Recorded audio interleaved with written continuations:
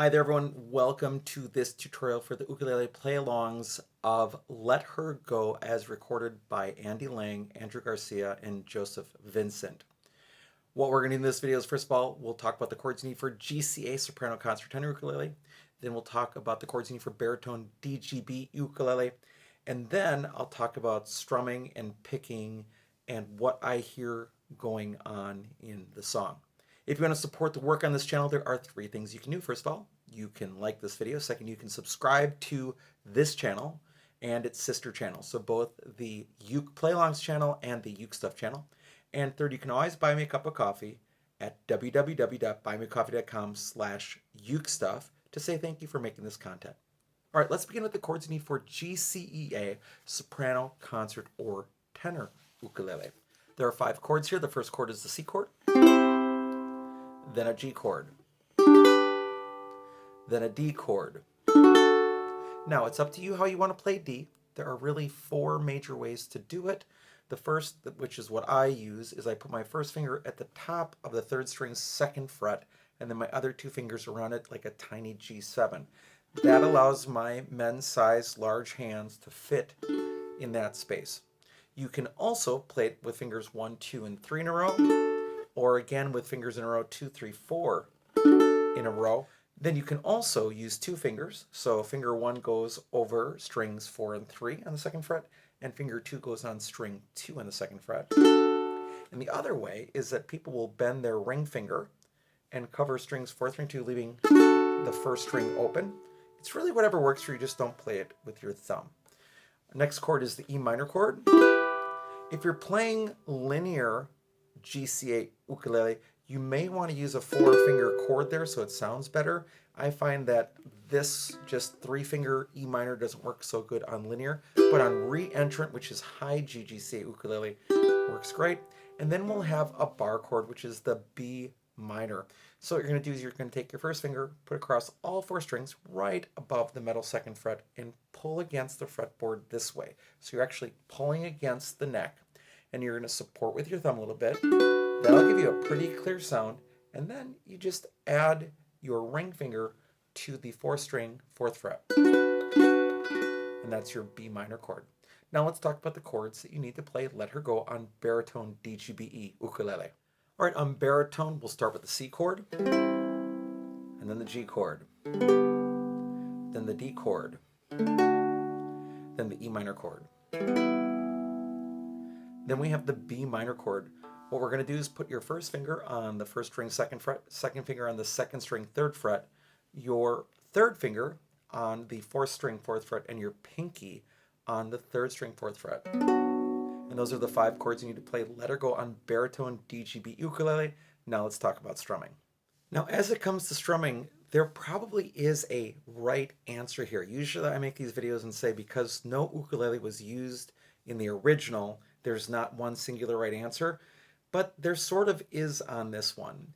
And I'm going to go over what I hear happening at different parts of the song. However, remember, when you're playing along, you're sort of making a cover. You're making your own version on top of the existing song. So really, as long as whatever you're doing fits the style, you're right. So don't get hung up on what's exactly right, but I also want to provide it with you if you want to think about it or try it yourself.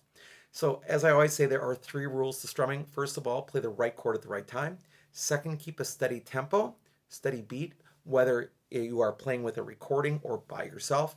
And third, make sure that whatever you actually do strum matches the music. As long as you're doing those 3 things, you're okay, even if there was a right answer with the original ukulele on the recording. So let's begin. At the beginning, starting at about 17 seconds in, I'm hearing a picking pattern. So I'm sliding over to 17 seconds so I can see the chord changes.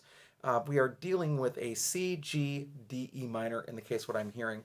And what I'm hearing is picking 1, 2, and 4 and alternating with 3. So I'm picking strings 1, 2, and 4 like the claw, and then alternating with 3. It's going to sound something like this.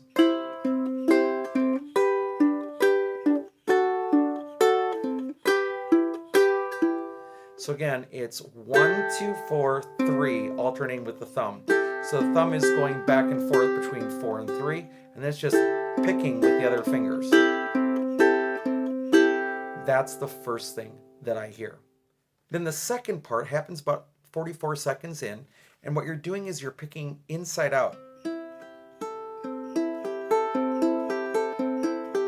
So I'm picking string 3 with my thumb, string 2 with my first finger, string 4 with my thumb, and then string 1 with either my first or second finger. That's up to you of how you want to do that, but it's going to sound like this. And the chords here are E minor, C, D, and B minor.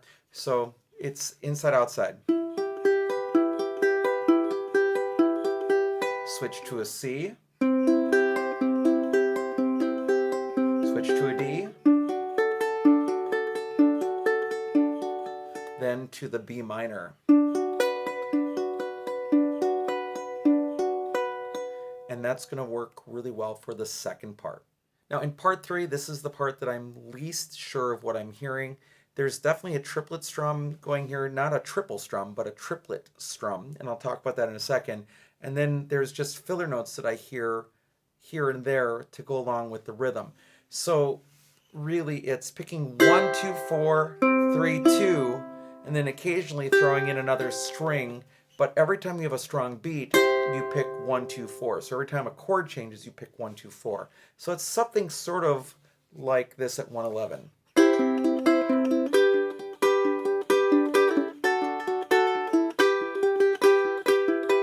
So kind of just picking 1, 2, and 4 whenever you hear a strong beat, and then following up with 3, 2, and if you end up with more space, you can hit another string or two. I'm sorry I can't be more specific about it, but I'm not sure that the original recording is that specific about it either. The next part, the fourth part of this sequence, or the first part of strumming, is going to start at 138, and what you're going to get there is down, down, down, down, up.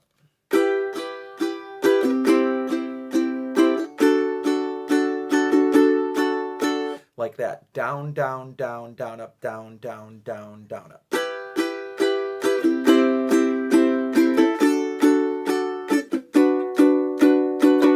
Down, down, down, down, up. The next part, the fifth part of the song, also happens at the end, part 7 of the strumming. It's really strumming 2, strumming pattern 2 in the song. And what I hear is down, down, up, down, up, down, up, down, up, down, up, down, up, down, down, up, down, up, down, up, down, up, down, up, down, up. If I can demonstrate it, something like this.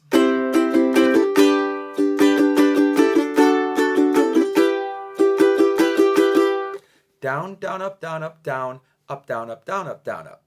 Down, down, up, down, up, down, up, down, up, down, up, down, up. You can see that up on the screen what that looks like, but again, it sounds to me like this.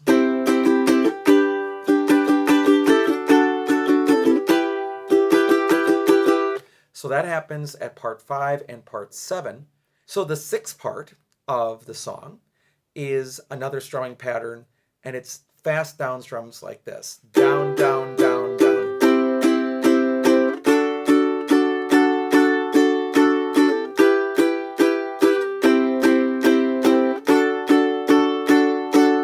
And finally, part 7 we've already talked about is part 5. It's that second strumming pattern, and it's going to be again down, down, up, down, up, down, up, down, up, down, up, down, up.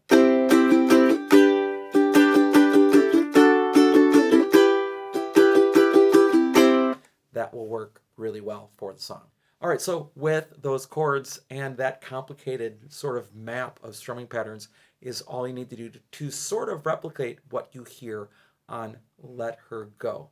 And again, as a reminder, you do not have to follow that. So if you hear other things, play other things. Just have fun with it. Just make sure that, again, you're playing the right chord at the right time, that you're keeping a steady tempo, and that whatever you're playing does actually match with the music. Thanks for joining me for this video. I hope you're having a great day, and I'll be back soon with some more Uke stuff for you.